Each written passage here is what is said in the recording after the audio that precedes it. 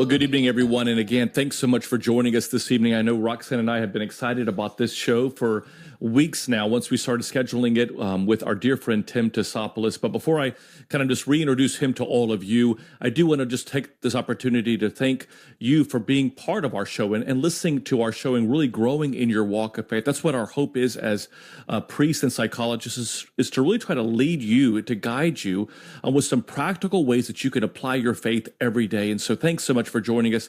We are broadcasting the show in different platforms. One is on Ancient Faith's YouTube page, where I encourage you, there's a chat room that's open. Definitely leave a comment or a thought that you may have. We'd love to hear from it. We're also broadcasting on the Louhs Facebook page. And again, we'll be checking that throughout the show as well. And as always, Roxanne, I love to hear from you. We'd love to hear you call with a comment or a thought or even a question especially for Tim tonight. You can call us at 1-855-237-2346. That's 1-855-237-2346. And, I think for all of us, we are basically shaped by the relationships that we have. Oftentimes tell people, show me your friends and I'll show you your life. And we have been so blessed in this journey as in serving in the Orthodox Church to have some amazing people that have shaped our life, our personal life, our ministry. And Tim Tassopoulos is definitely one of these people. And I know that many of you know who he is. He for over 40 years worked at Chick-fil-A. He was just retired a few years ago. He served as the president and COO of Chick-fil-A. Did an amazing work. Really studied under the tutelage of Truett Cathy, who was the founder of Chick-fil-A. And he's also been a personal mentor of mine, someone that I've oftentimes asked for guidance and questions on the topic that we're going to be talking about tonight, and that is leadership. And more specifically, what is Christian leadership? Like, how are we called to lead in this world? Because whether we want to recognize that or not, people are watching us. They see what we're doing, how we act, what we say, what we do. And so it's so important that we felt that as we're beginning this new fall semester, to really spend some time about the characteristics of what makes a great Christian. And I think leadership is definitely one of those. And so I know, Roxanne, you're excited, as I am too, to have our dear friend Tim to join us. And Tim, thank you so much for joining us on Live with the Louhs. It's an honor to be with you and a pleasure. And Father Nick and Dr. Roxanne, it is just a treat, and we're so grateful for the relationship you have, not only with me, but with my wife, Maria, as well. Absolutely, brother. Thank you so much. And so, let me just kind of begin. First of all, for our listeners and our viewers tonight, what is leadership? And let's just talk about what that looks like. And I'd love to hear just your thoughts on that as well. Sure. First of all, I think leadership, especially from a Christ-centered perspective, is different than what we see, feel, and hear in our culture.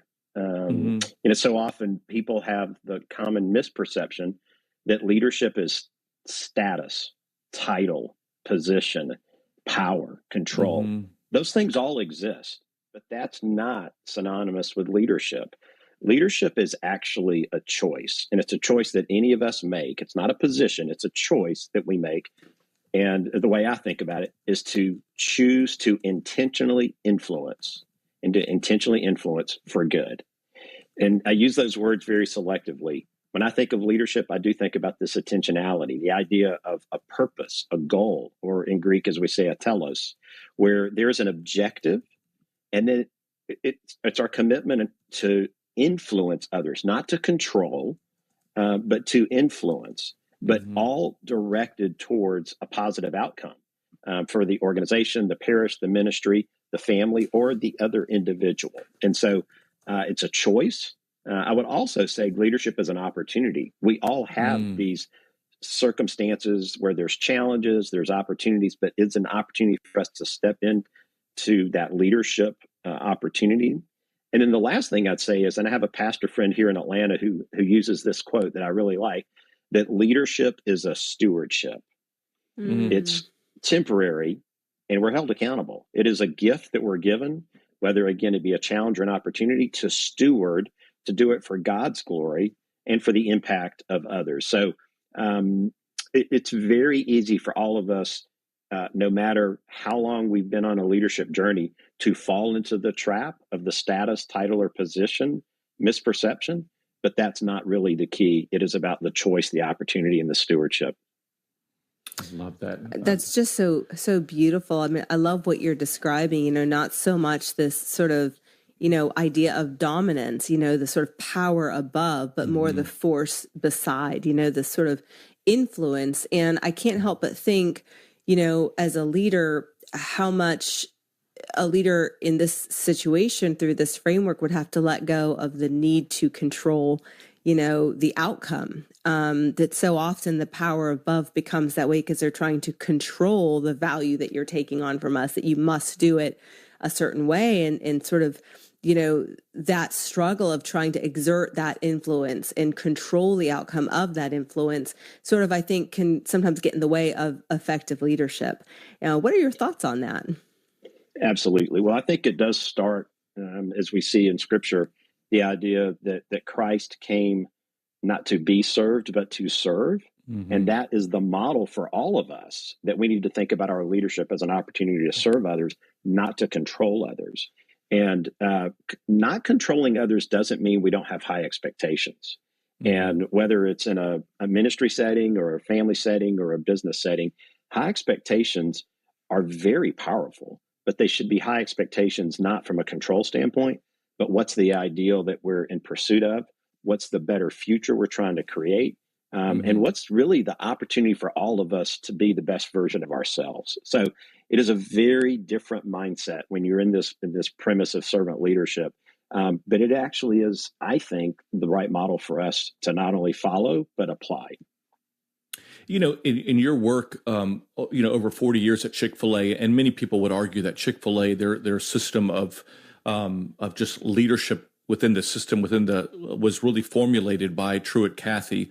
Absolutely. And obviously, you worked under him, and I'd love for you to kind of share, not only if he was someone that really inspired your understanding of leadership, in addition to your understanding of Scripture and the teachings of our church, but also if there were other people that really kind of inspired you to understand leadership, and really what they share with you that really has led you to the point where you obviously moved up to the ladder to where you were the president of Chick-fil-A.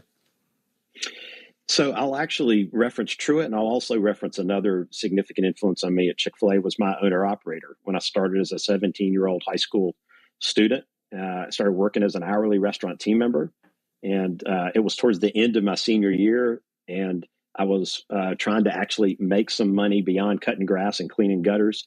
And I went to the nearby mall to apply at a department store, and I was expecting to work there, but they weren't very interested in me. And so I was like, you know what, let me go get something to eat and kind of look for a second, option, a backup opportunity. And I actually went to eat my favorite place, of course, in the mall, Chick-fil-A. And they were accepting applications that day. And the incoming owner operator of that store was a young man, and offered me an application, interviewed me. And I was like, this person is so engaging. I want to come work for him. And so I was so glad that he said yes. It turned out to be my 46-year backup gig, but that was a blessing for me. Yeah. But I did start out, again, that very first day working with that owner-operator, learning from him how to clean tables and wait on guests and prepare chicken sandwiches. But one of the things that struck me that very first day, and this has been a big influence on me, was this owner-operator, Gary Geddes, only 4 years older than me. He was one of the youngest operators in Chick-fil-A history, 21 years old. At the end of my shift, he said very specifically, thank you, personally. Focused attention. And the second day when I finished my shift, he said, thank you, that focused attention again. And then he did it the third day and the fourth day. And then I realized it wasn't, of course, I'm thinking at 17 years old, I must be some special team member, but he was saying thank you to every team member as they left the restaurant, or if he left first, he would go to each team member and say thank you. And it turned out to be such an example for me and an influence, because through that focused attention and appreciation, Gary built a culture of gratitude. And I believe that faithful stewardship is grounded in gratitude. I think expressions of leadership start with gratitude, because if we're not grateful for the challenge, the opportunity, for the people that we work with, the people we have the opportunity to influence, and especially grateful for the people that have influenced us, then we're starting from a deficit versus if you're grateful, you start with that gift and you share that gift of gratitude. So Gary had a big influence on me from the very first day, and we're still dear, dear friends, and he's a mentor for me to this day. And then about 18 months into that time with Gary as a team member, he actually told me, next week you're on the schedule, but you're not coming to the store. And I thought, okay, am I going to go wash his car? What is this about? And he said, no, next Tuesday, you have an appointment with Truett Cathy, the founder of Chick-fil-A. Now, at that point, Chick-fil-A was much smaller, but it was still, a 60 or so restaurant chain. Truett was already an icon in the restaurant business, and especially in Atlanta. And I'm like, okay, this founder and CEO of Chick-fil-A is going to spend time with me. And so I got dressed up and went to his office, and he did spend an hour with me. Again, focused attention on his part. And at the end of that, he asked me 3 quick questions. He said, one, would you be interested in being a student guest at our annual owner-operator seminar? And I'm like, if I have to miss class to do this, I'm happy to go. Yeah. And I said, by the way, where is it? Because I knew the last year that my owner-operator had gone to Hilton Head. He said, it's in Ocho Rios, Jamaica. I said, I absolutely will join you there. Yeah. And then the second question he asked was, would you be willing to spend the summer as a summer intern? The first time we're going to do that from a corporate standpoint. I was like, I'm happy to do that. But then the third question is the one that had a big impact on me. He said, I go to every grand opening of a new restaurant with my wife, Jeanette, and we go to a dedication dinner, and we dedicate every new restaurant to the Lord. At times, Jeanette can't go. And if so, would you be willing to travel with me? Again, miss class for a day or two and go and visit the store and go to the dedication dinner. And I said, absolutely yes. And just a couple of weeks later, I went with him to Cleveland, Ohio. And the most amazing thing about that experience was at the end of the day, he said, before we close the day out, he said, I just want to ask you, what can I pray for you? And so here's this, icon of business who's taken the time to pray with a 19-year-old college sophomore who's just an hourly team member in his restaurant business. And so what I saw in Gary and that gratitude, and then what I saw in Truett was this intentional commitment to mentoring others. And Truett, from that point on, was a mentor for me the rest of my life. So profound impact on me, both Gary and Truett. I love that. And I just really wanted, I want to get back to that, especially the gratitude part. I think that's so important. But I do want to remind our viewers and listeners that you can call and speak with Tim by calling 1-855-237-2346. That's 1-855-237-2346. Or you can also leave a comment. I'm noticing people on our chat room. So welcome to Susan and others who are on our chat room on the Ancient Faiths YouTube page. Leave a comment there. We definitely would love to get to those comments or questions during the show.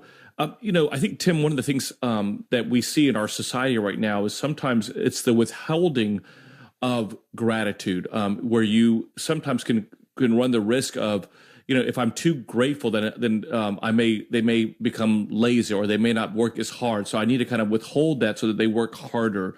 Sometimes these kind of distorted ideas about that. And really what you're sharing with us is totally the opposite, that actually was a leadership quality that spoke to you. Why is that so important, though, that we acknowledge people? And I love how you keep saying that focused attention, that really that pause, that connectivity. Why was that so important, not only to you, but also why is it so important in the corporate world right now, but also in our families and in our churches? So let me say a word about focused attention. Both Gary and Truett had it. I mean, it was more than just the focused attention in the moment. It was the consistency. Gary saying thank you to every team member every day, day after day. That consistency communicated, oh, this is genuine. This is authentic. This is not a check the box focused attention.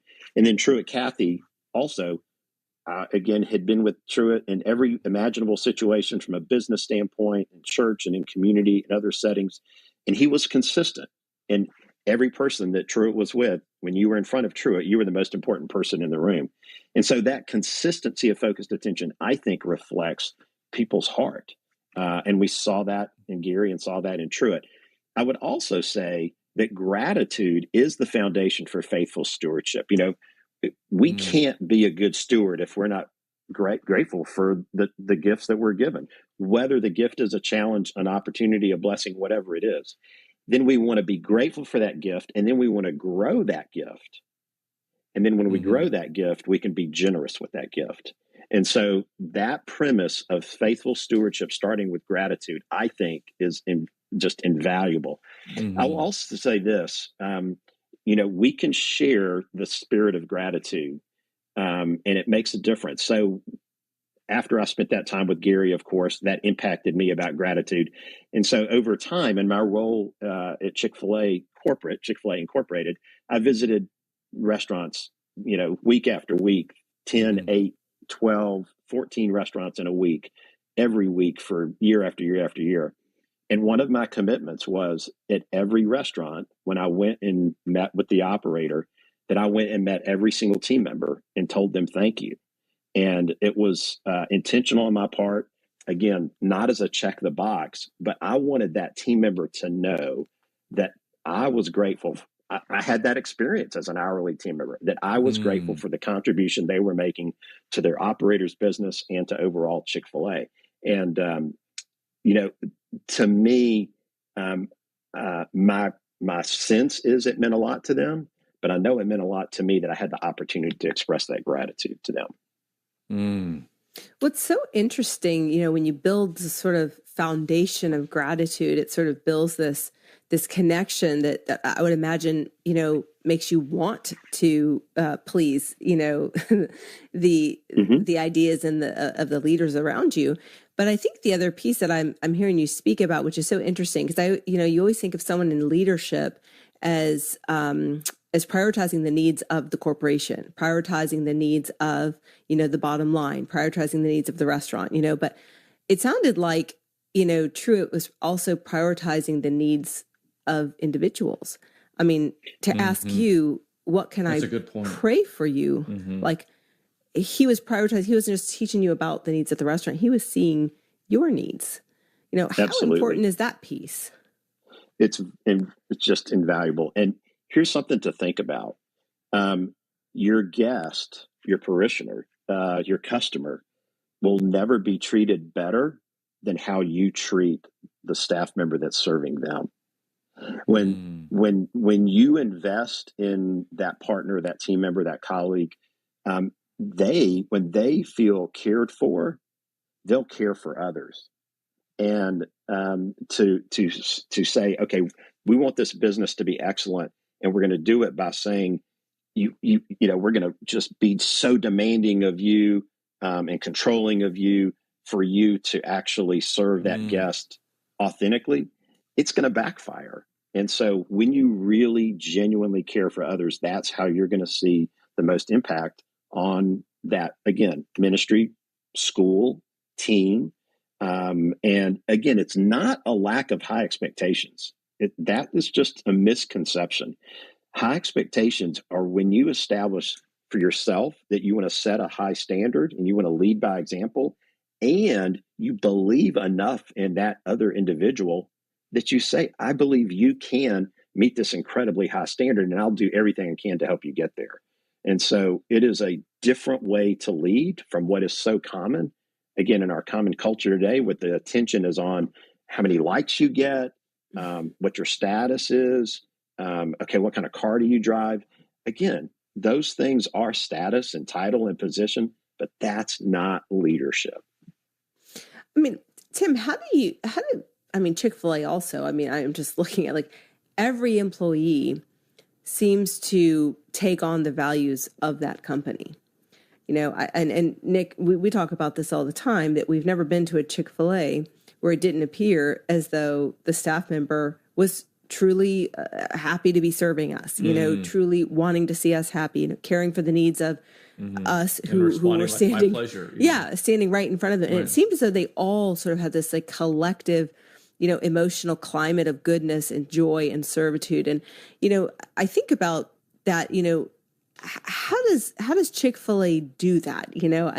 Yes, this foundation of gratitude. Yes, the way those staff members are caring, the leaders are caring for the staff members is the way those staff members will then care for, the clientele. But do you ever feel that there are people who just don't take on those values despite leading by example, that there are those who may not, have that compassion in their heart or their openness to wanting to take on those values. And how do they deal with it in those circumstances?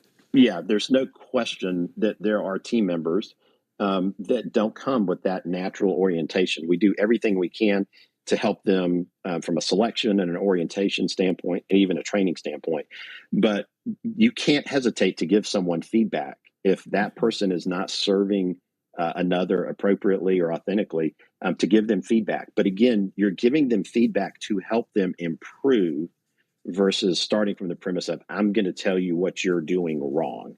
The greatest coaches don't coach to the worst. They actually coach to the standard. They coach to the best, and they help the team learn from the best. And so that's just a key consideration. And I'll say this too, Dr. Roxanne, that the Chick-fil-A business model, people are, I think, genuinely surprised at Chick-fil-A's consistency. But what's interesting is every Chick-fil-A restaurant is owned by an individual owner-operator. They're their own independent businesses, and they're in a franchise relationship with Chick-fil-A. But those team members don't work for Chick-fil-A. They actually work for that individual owner-operator. And so that owner-operator's investment in them as team members, investment in their community, their care for their guests, that sense of engagement and ownership cascades to those team members. And it's a very selective process to be a Chick-fil-A owner-operator. We get about 125,000 applicants a year for about 100 selections. Wow. And so the joke is, I don't know if this is true, but the joke is that it's actually tougher to get in CFA, Chick-fil-A, than the CIA. I don't know if that's true, but anyway, that's the common refrain in the business community. Let me share with you a question that just came up on the chat room. It says, please ask Tim to name a time in his career when the economy was depressed. How did he handle layoffs, personnel morale, and personal stress of employees that had to be laid off? So I will tell you, and I know this may be hard to believe, but Chick-fil-A has had a commitment, because it was Truett Cathy's commitment, to add staff slowly so that we would never have corporate layoffs. And that's kind of hard to believe as long as Chick-fil-A's been in business. But from a corporate standpoint, that's been true. However, that being said, we faced a lot of financial challenges. And, the early 1980s, 2008, 2009, COVID, the pandemic was just very difficult. But what we did was, instead of moving towards layoffs, we actually had limited budgets, did not add staff at that point, gave people different opportunities as the business was challenged. And each time we made it through those very difficult financial difficulties. But it was because, I believe, this commitment to purpose and commitment to people that really showed up in those difficult times. I'll say during COVID, which, again, we all know how difficult that was for so many, we kept going back to a scripture verse, Galatians 6:9, that says, don't grow weary of doing good, because in the end, you'll reap a harvest. And we just talked about, don't grow weary doesn't mean we're not going to be tired. We're not going to be concerned about the finances. But growing weary means that you've given up hope. And we just really wanted to make sure we didn't give up hope, that we knew we'd get through it and get through it together.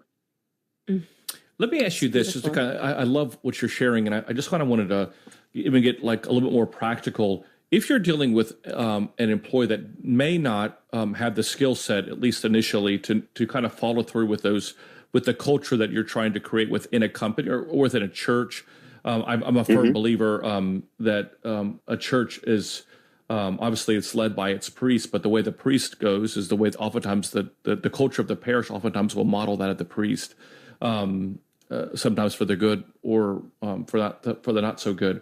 But what, if you're dealing with let's use the case of the employee that may not be operating at the standard that you want to, and you want to make sure that you're not coming down on them, but also kind of leading them. Can you give us an example of how that would look like, just in a very practical way, how that communication would happen? So first, start with questions. As a leader, so often we can fall in the trap of statement, statement, statement. And it's so helpful to back up a little bit and say, what's my question to statement ratio? Because I need to be asking more questions. Why do I want to start with questions? Well, that team member, there may be something going on in their personal life that when you just like, how are you doing? They may tell you something you had no idea was going on at school, at their family, in the community. They may have not been in any way, shape, or form clear in their mind about what the expectations of the task is. And so by starting with questions, how are you? How is it going? How can I help? Questions really are vitally important to start with. Second, it is very important for you to be clear about, again, what does excellence look like? Not, you're messing up the milkshakes. I can't believe you're doing this. But remember, when we make a milkshake, this is how we make sure to hold the cup and the spinner so that we don't actually create a mess. So you're teaching to that standard. I mean, honestly, I think it's like incarnational. It's, here's what excellence looks like. And then lastly, making sure to close with that affirmation of, okay, failure is not final. This is all about learning, and let's just keep working to get better. And that word of encouragement at the end is critically important. So it does require intentionality versus, okay, I'm just going to step in and just start correcting people. That's not going to build rapport, energy, buy-in, or commitment. And so that's why I feel like the right approach really matters in terms of working with, again, a student, a parishioner, or a team member on a Chick-fil-A counter. I love that idea of entering with questions, compassion for the bigger story and the framework that individual may be living in that we have no idea, the story beneath the smile. And I love the second piece that you're mentioning, about really, it sounds like almost teaching what the skill looks like, giving the positive direction instead of condemning the negative direction, instead of criticizing what was wrong. And I think so often when we think of being a leader, we so often think about somebody coming in and correcting, the wrong and being critical, and people fearing, being criticized or called out. And so it sounds like what you're doing is really teaching the skill, teaching what excellence looks like, and then leaving it off with encouragement. I mean, how beautiful that, you're in the learning phase, that kind of reminds me of my daughter learning to drive. She keeps saying, am I doing okay? Am I doing okay? I'm like, I just want to tell you, you're in the learning phase. Like, you're doing exactly what you should be doing for being in the learning phase. Which of course involves lots of, wrong turns. That's right. But they need the encouragement. You can see her asking for that. She's wanting that reassurance, that encouragement, and how often the soul needs someone to just give the positive word of like, you're doing okay. So what a beautiful formula, for helping people to kind of live up to that standard as opposed to feeling ashamed, and condemned. I want to, before we're up against a break, Tim, I want to take a little quick break. But on the other side of this break, I really would like to kind of talk to you about, well, when you don't handle it as a leader the right way, how do you come back to that situation to try to resolve it? And so I'd love to hear your thoughts on that. So stay right with us here. We're speaking with Tim Tassopoulos, former president of Chick-fil-A, about what does it mean to be a Christian leader. Stay right with us here on Live with the Louhs.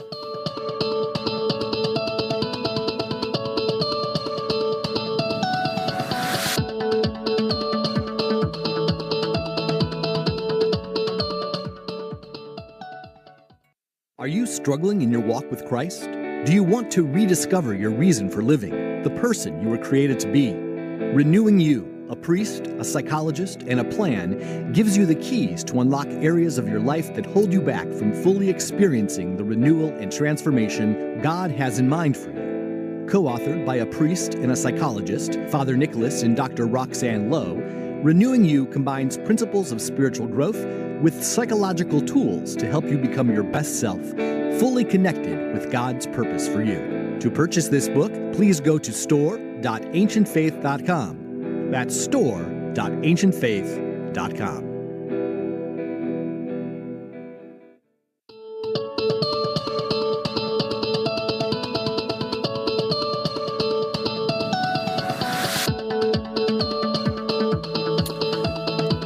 Welcome back, everyone, to Live with the Louhs. We are so happy that you're joining us on this special show. We're talking about Christian leadership with our dear friend Tim Tassopoulos, the former president and COO of Chick-fil-A. Just an amazing first half of our show, and just really want to encourage all of you to call us. So if you've got a question for Tim, you can call us at 1-855-237-2346. You can also leave a comment on Ancient Faith's YouTube page as we're broadcasting there. And I see all the people that are leaving comments. So thanks to Mark, thanks to Sue, thanks to Jim. All your comments we love hearing and seeing. And also, you can also leave a comment on the Louhs Facebook page. We're also broadcasting the show there as well. Before the break, Tim, as you know, I really kind of wanted to kind of talk about, when we all make mistakes. I mean, as a priest, there's been countless times that I have found myself and still find myself, maybe not handling it the way the way a Christian leader should handle a situation, perhaps a time in which someone didn't meet the expectations that they were supposed to meet or responsibility that they were supposed to fulfill. And sometimes we can handle that in a way that that would not be not only not Christian, but may not be the best, may not bear that much fruit or the healthy fruit that we're talking about. So how do you deal with that? How do you go back to that situation or to that person, acknowledge what you what you really want them to be doing, but also acknowledging the fact that you may have fell short in doing that? So without question, this is one of those opportunities to make what I call make the undiscussable discussable. Those things that we typically don't talk about. For example, where the leader has made a mistake, where the leader has given bad direction, the leader has lost their cool.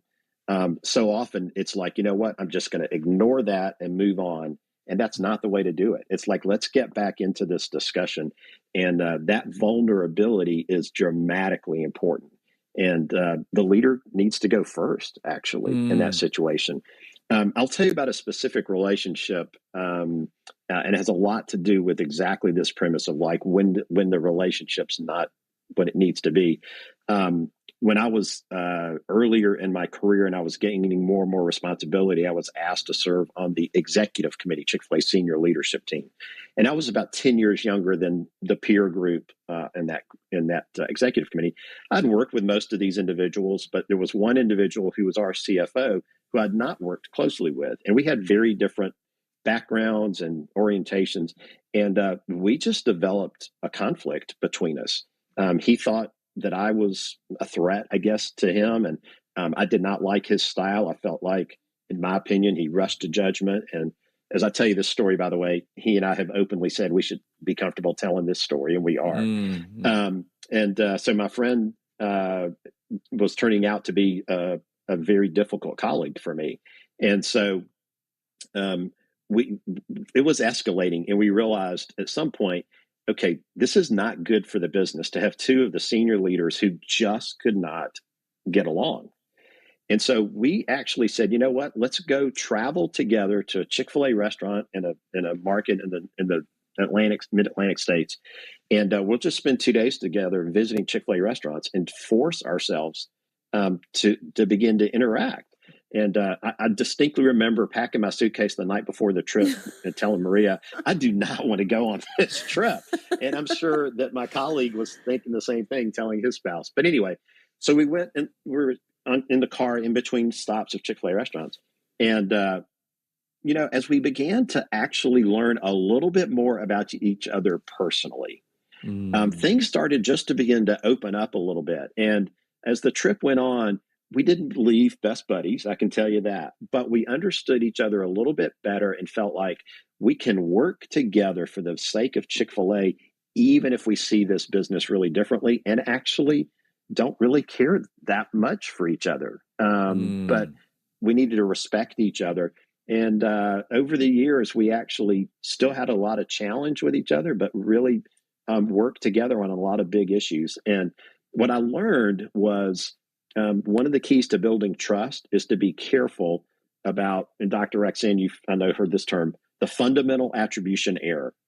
And the reason in psychology people talk about this is that it's fundamental, happens all the time. Attribution, when you have a problem with somebody else, you attribute it, and the error is you attribute it to their motivation. Right, that the problem is them, that they're lazy, they're critical, they're judgmental. And I fall in that trap all the time, and being able to acknowledge to the other person, hey, I think I've misjudged. I think that's just really important for a leader to be able to be vulnerable and say, I've made a mistake. I've even misjudged you. And I think that's really important.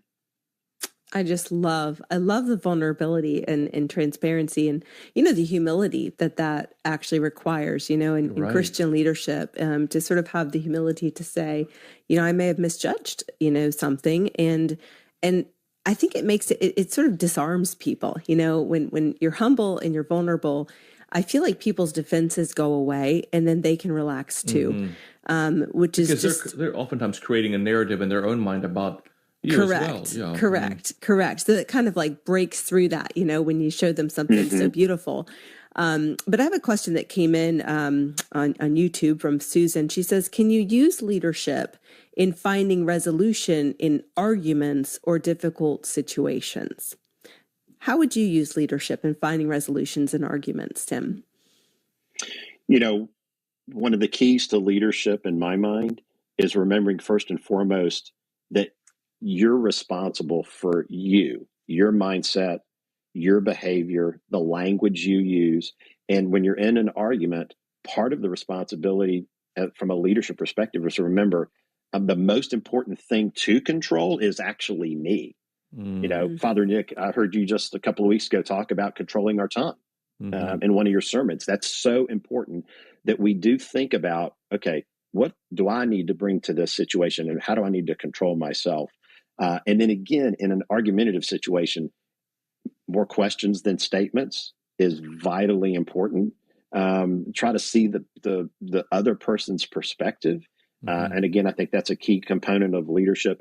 The last thing that I would say, and I think this is part of what separates leadership from management, but it's a really key principle of leadership, is that leadership is about determining what unites us.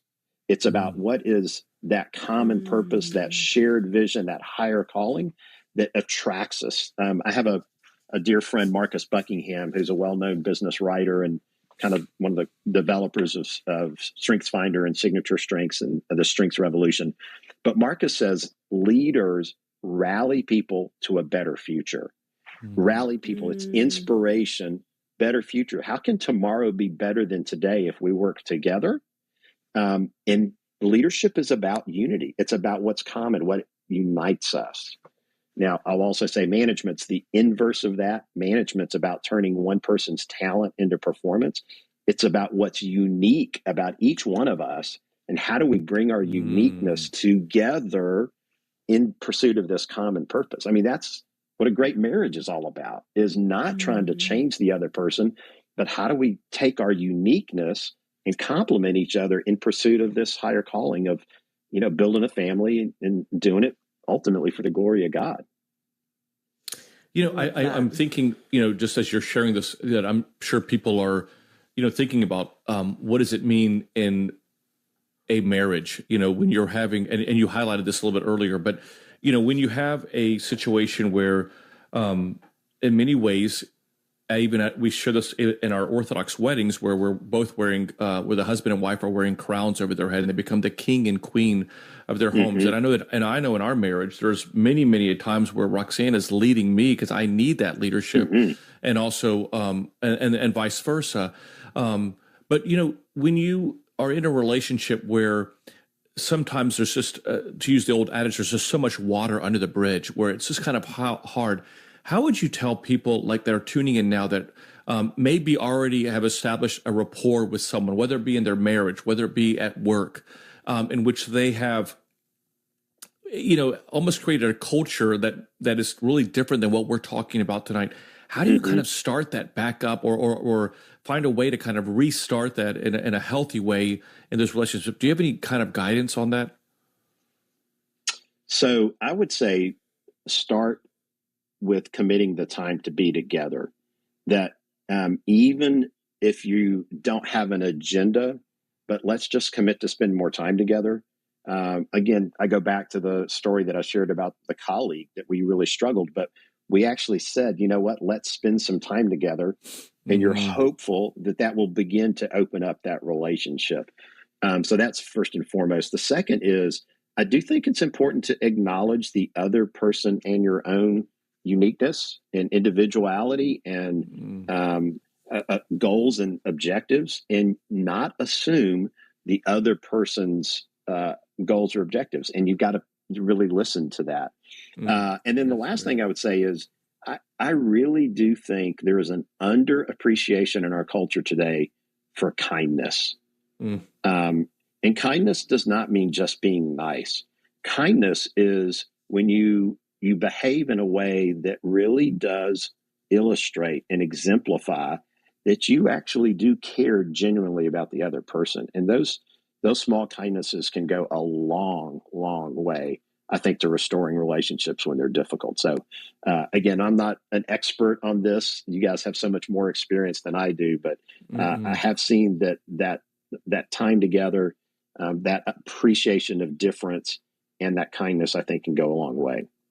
And I'm just going to say, you said, I'm sorry, Father, but talking about the king and queen and the family, the crowns, for me to not acknowledge Maria and her incredible giftedness of emotional intelligence. Like if I think for a minute that, I'm so much more capable in that, it's just a mistake, because she is incredibly gifted in that arena.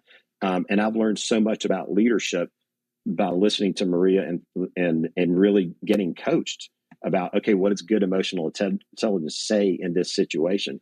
And I think that's very similar. That's I think Maria and Roxanne went to the same school. Yeah. Well, it's funny, but as you were talking, I'm thinking to myself, this type of leader that you are talking about really requires emotional intelligence. The ability to see another human being, to experience their perspective, to know their need, and then to know how to then meet it. Because we can care about people, but not necessarily know how to care for those people. And that's a really big difference in terms of that person's then willingness to want to get on board with our values. We see it even, as parents, for our kids to want to take on our values, we have to really see them, and they have to feel seen. And I can't help but think that in common culture, we don't always sort of put emotional intelligence and leadership as being one and the same at all. We think of leaders as up here, not really down here. And so do you feel as though emotional intelligence, I guess that's a big question I have, is that something that you are teaching your leaders, or is that something that you pick them based on? They sort of come into it with this level of emotional intelligence? Because I feel like that's something that, I feel like I spend a lot of time on in counseling, just training emotional intelligence to make relationships better. Actually, the answer is it's both. And selection is vitally important. In fact, people often ask about culture at Chick-fil-A and other healthy organizations. And my response is 80% of culture is selection. It's picking people that bring the values, bring the emotional intelligence, those gifts that you want in your culture, that bring that with them, and just make sure you don't squeeze it out of them when they get there. So selection really matters. In fact, one of the things we've talked about for years at Chick-fil-A was 3 C's, the letter C for selection, which is character first, chemistry second, and competency or capability third. And so when you build on a foundation of character, and by the way, when I say character, I'm not talking only about don't lie or cheat or steal, but character in the sense of, does a person have the capacity to deal with reality? That's what real character is all about. And then chemistry. Do you care for other people? Can you connect with other people? It's hard in our business, in the Chick-fil-A world. If somebody doesn't want to serve other people, it's tough to be in the hospitality business. And so whether you want to serve a team member or serve a guest, it's all about serving others. And then that capability that's needed for that role. So you want to select for that, and then you want to affirm healthy relationships over and over and over again and build towards that. And really, I would say one of the most important considerations with everything we're talking about is I would encourage folks to be a student of leadership, to really be a student. Like think about leaders that you have the utmost respect for, that they have a whole person view of life. It's not like they're just good in one area, but they seem to be balanced between home and work and the community and the parish. But really be a student of leadership of those around you. I would say read everything you can about leadership, listen to podcasts about leadership, conferences, go to retreats, and just try to be a student of leadership. Leadership is not a position, it's a choice, and you can get better at it if you choose to be a student of leadership. We have a question here real quick, and I think it's thank you so much, Susan, for sharing this. But the question was, would you be the first one to reach out to try to heal the relationship as far as leadership? Yes. Yes. Again, that's where I think leader goes first. That's such a great rule. That's such a great rule. Leaders go first. Yes, right. And I think that example, then really is just, again, so disarming for people to be able to come. They say that if you want people to apologize, you have to be someone who accepts apology well, right? And I think it's like you want to make it easy for people to repair. And I think being that leader, sort of step up and say, hey, I'm capable of having this conversation. In fact, I want to have this conversation. It sort of, leads by example that repair is something that should take place. And we want to take place, and we want to make it, I think you were mentioning that earlier, they are unspoken, spoken. Absolutely. And when I say leader goes first, I think it's important that it's when there's need for vulnerability, when there's acknowledgement of I've made a mistake. It's not leader goes first when I'm the first one through the door because I'm the most important. That's the exact opposite of what we're talking about.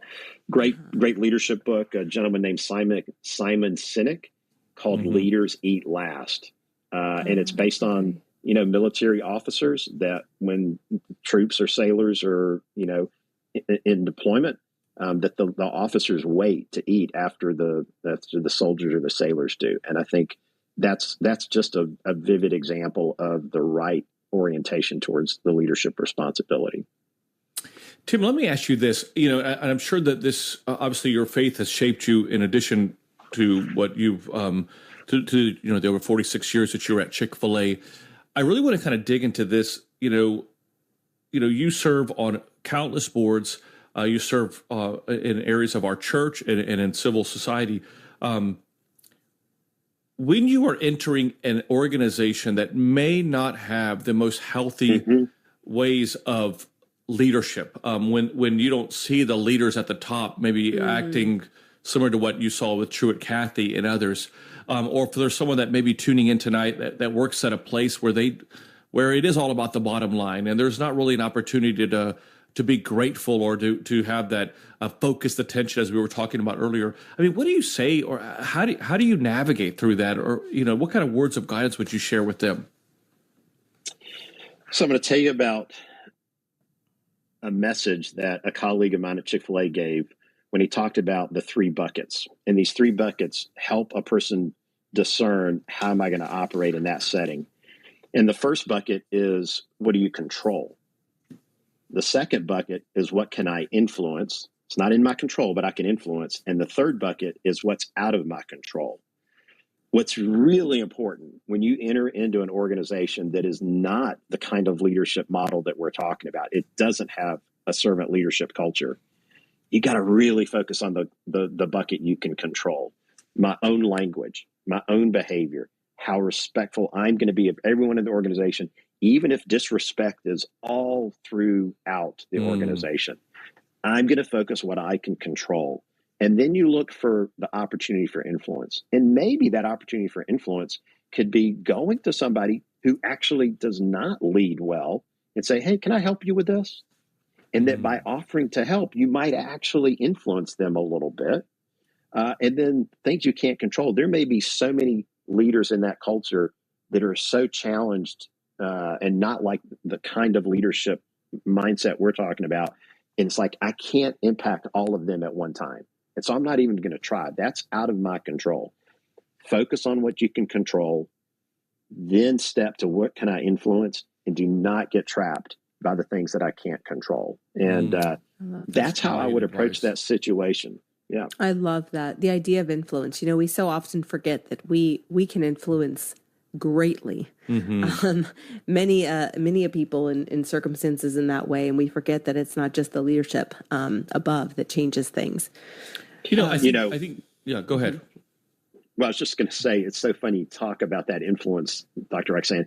So often our pace in today's culture is frenetic, whether it's at a business, a school, a parish, and calm really is important when things are frenetic. And it doesn't mean to be sluggish or lazy, but you've heard the expression calm is contagious. It really is. In the midst of something that's frenetic, that person that's steady can often reduce the temperature of that frenetic pace and environment. And again, I think you influence, and it's by your controlling your own pace that really makes a difference. Again, not being sluggish. Famous basketball coach John Wooden used to say, "Be quick, but don't hurry." Be quick, but we're not hurrying. We're trying to be frenetic. And I think that calmness can really be influential in that environment. Let me kind of build on this, and I think, Roxanne, I'd love to kind of get your thoughts on this. I think for a lot of people, there's this understanding that you have to be what people call a born leader, and I think that, and I don't know if I would imagine that you may disagree with that notion. I do disagree wholeheartedly. Yeah, how do we, help to cultivate leadership in other people? I'd love to kind of get your thoughts on that. How do we make leaders of other people, not just ourselves, but to cultivate that in other people? So for me, the principle of developing other leaders comes right from St. Paul, who, if you go to 2 Timothy, St. Paul was the mentor, Timothy was the mentee, but 2 Timothy 2:2, where Paul says to Timothy, take what I've taught you, and then you teach others who will in turn teach others. That's 4 levels. Paul to Timothy, to those that he teaches, to them teaching others. It's kind of a 4 deep leadership idea. To do that, the core of that is to give people real responsibility. If you want to develop other leaders, you give them real responsibility. It's not for show. It's, I'm going to give you this responsibility. I'm not going to overwhelm you with it, but it's got to be real responsibility. It's probably going to be a little bit ahead of where you are right now, but I'm going to support you and help you to get there. But involving people, giving them responsibility, whether it's in a ministry, in a school, in a business. If you want to develop other leaders, you give them real responsibility and be intentional and consistent about it is really what makes the difference. Everything we're talking about this leadership mindset, it is actually from the perspective of, I don't have it all figured out. I am trying to be a lifelong learner about this. It's not that I've got it all figured out. It's the exact opposite. It's that we're in this together. I'm trying to learn how to fulfill my leadership responsibility better and better. I'm trying to do all I can to help you. And none of us have arrived yet, but we're working diligently to continue to learn and grow together. And I think that's the right kind of spirit. And again, you can develop other leaders when you give them responsibility to be part of that bigger picture. Oh, I love that. I think that's so wise. And I guess, how do we, I think you were highlighting this earlier, but how do we, continue to grow as leaders? I know you talked about, you gave some suggestions of books to read, but what are some things that obviously, yes, you're retired, but you still have people that are influenced by you. I know I'm one of those people, but what are the ways that you would say that you're continuously learning how to be the leader that God wants you to be? So first and foremost, I do think you've got to make sure to get outside of your own bubble. And what I mean by that is you've got to get feedback from other people. And so mentoring relationships, coaching relationships, we talked about emotional intelligence earlier, Dr. Roxanne. I had a coach. I've had multiple executive coaches in my time. In fact, I always had an executive coach at Chick-fil-A, just somebody outside the business that provided input for me. But I had one coach that say, if you really want to get at the core of how you're showing up as a leader, ask this question of somebody that you know is going to be a truth teller for you. And they said, ask the question, what was it like to be on the other side of me today? And so, when we finished this interview, offline, not in front of the cameras, but for me to be able to say, Father Nick, in our relationship, okay, so what was it like to be on the other side of me today? How did I not show up in a attention way, but authentically, okay, what feedback do you have for me? And so if you want to get better as a leader, you've got to open that window. You got to get out of your bubble. You've got to have truth tellers. You got to get feedback, and be willing to accept it, and then acknowledge, okay, I really received that. I need to work on that. And there may be feedback that it's like, you know what? I actually don't think that's at the top of the priority list for me because I'm working on this other area. And I think that's okay. So I do think that openness to feedback is really important. The other thing that I would say is, as a leader, you want to get better as a leader. I think you need to think at 30,000 feet and at ground level. Now, what do I mean by that? When you think about an airplane or a helicopter, 30,000 feet, you raise up and you've got a broadened perspective. And I think we get better as a leader if we can, in effect, in a ballroom, get up on the balcony to be able to see what the dance floor looks like, and that you're willing to be ground level, where you connect with people on the front line, whether it's in ministry, a school, a business.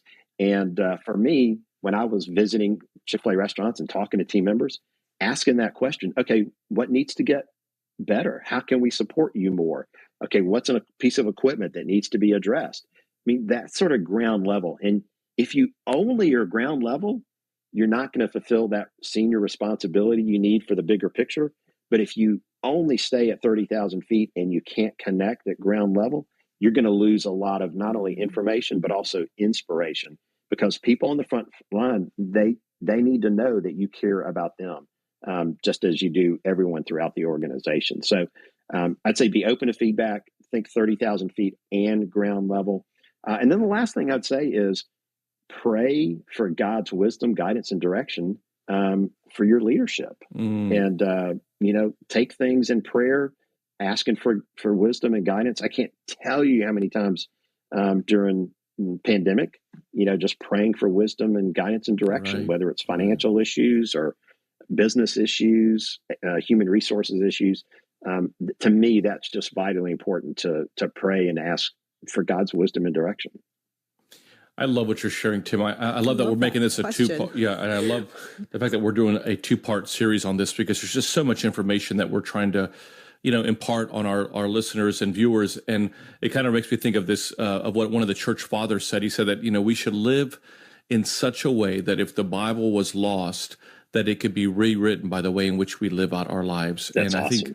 think, that's so important for us as Christians to kind of recognize that, that people should be able to read the Bible by the way in which we live our lives. And the epitome is that we worship a God who did not come as a king. He came as a servant. He came and he shows us, he teaches us really what leadership is all about in the most sacrificial way that he did that. And so I love this topic, and I love obviously you, Tim, for what you're doing and what you're really imparting on to all of us. And I do encourage all of you that this is only part one. We're going to have part two next Tuesday at the same time here on Ancient Faith Radio.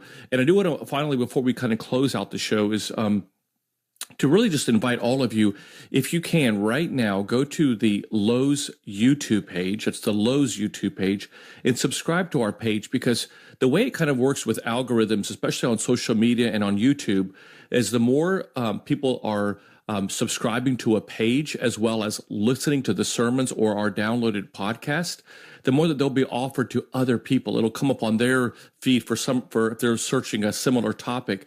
And this would be a great way to kind of share not only what we're talking about tonight, but all the topics that we've shared on our show as well as in our sermons. And it kind of just casts the net, if you will, to sharing our faith with other people. So definitely do us a favor. Go to the Louhs YouTube page and subscribe to that as well.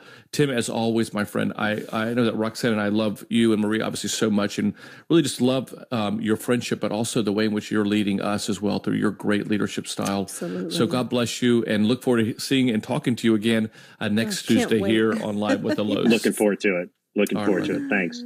Thanks, Tim. Thanks, everyone. Thanks to Michael DeGan and Simon for producing tonight's show. And we look forward to seeing all of you next week. God bless you all and stay strong in your faith.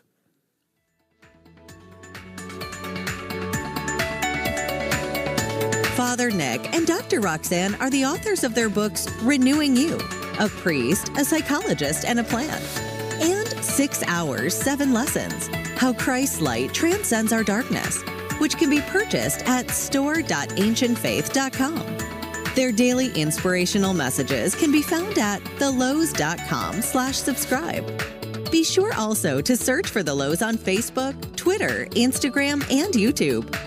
Live with the Louhs is a listener-supported presentation of Ancient Faith Radio.